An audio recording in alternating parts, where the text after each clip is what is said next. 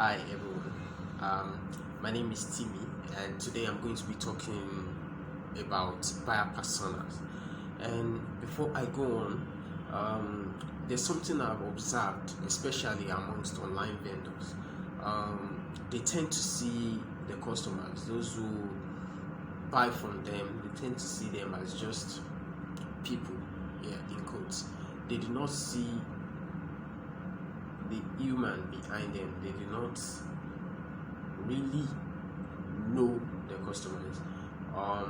What I've observed is that they just sell and then forget about that sale and then look for the next sale, which I don't think is the best way to go about this. And when people buy from you online, it's not like when they walk into a store and then get a pack of cereal. When they get a pack of cereal at a store, they are not making a connection with the manufacturers, the producer of the cereals, but they are making a connection, or they have made a connection with the store owner, or probably the brand itself, the store. This brings me back to buyer persona. What exactly is a buyer persona? A buyer persona is a generalized representation of your ideal customer.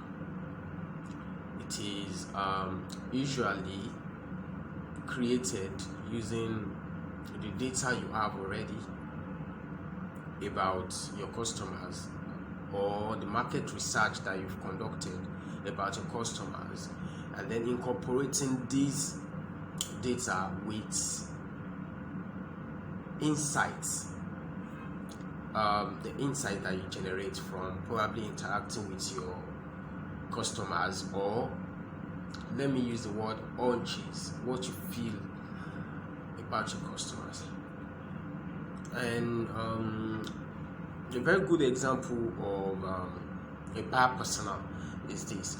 Let us assume that you own a business that sells handbags, women handbags, and now you will be working through two customers. The first customer is Kate. Kate is 35 years old. She is not married, and she stays at Lekki. Now, these are the data that you have about Kate.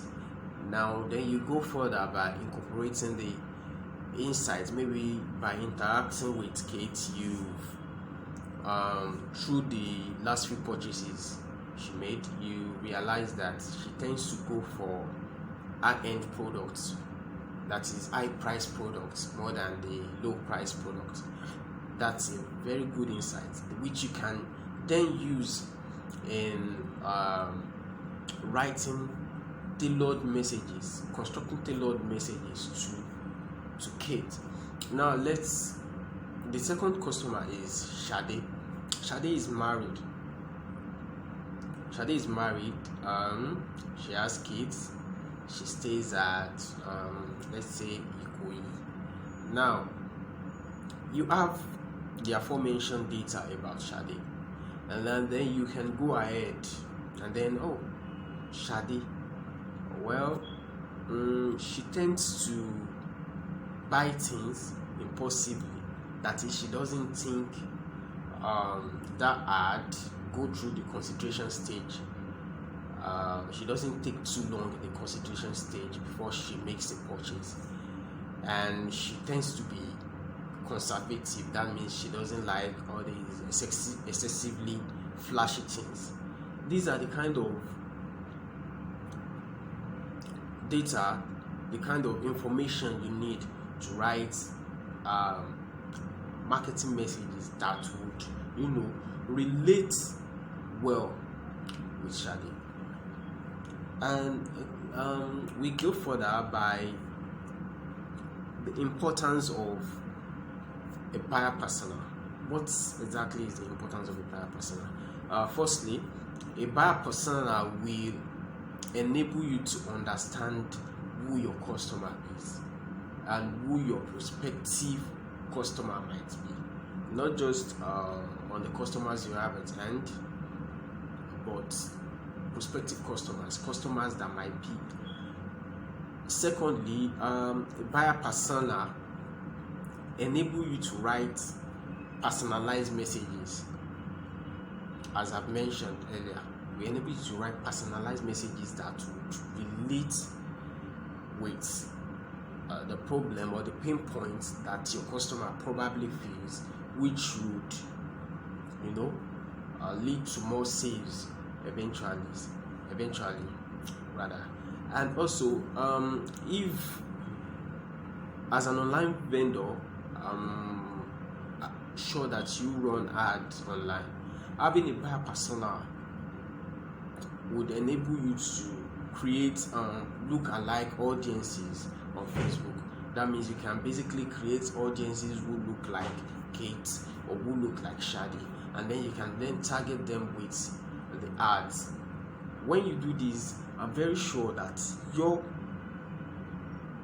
ads will convert better than you just basing your ads and targeting everyone. Also, before I go,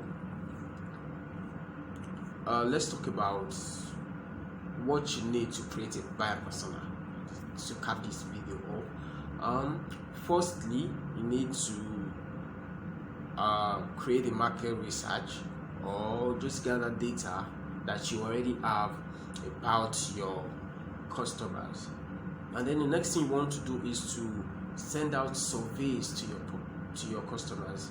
You can send them forms to fill with fields that would contain the important fields, the important data that you want to collect. And when you do this, don't forget to add incentives to these forms of fill, because when people see incentives, they tend to take your stuff more seriously. I really hope that I've been able you've been able to learn from this video, and I'll see you the next time. Thanks for watching.